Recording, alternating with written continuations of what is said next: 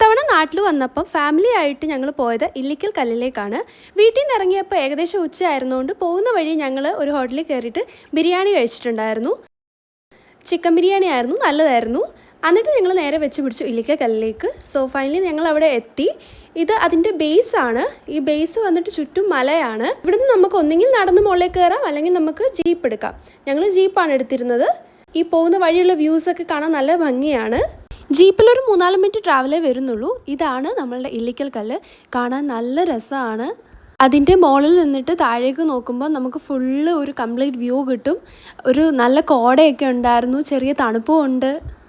ഇവിടുന്ന് നമുക്ക് ഇതിൻ്റെ മുകളിലേക്ക് പോകാനൊരു വഴി അവർ ഉണ്ടാക്കിയിട്ടിട്ടുണ്ട്. ഇതുവഴി നമുക്ക് ജസ്റ്റ് കുറച്ചുകൂടെ മുകളിലേക്ക് കയറാൻ കഴിയും.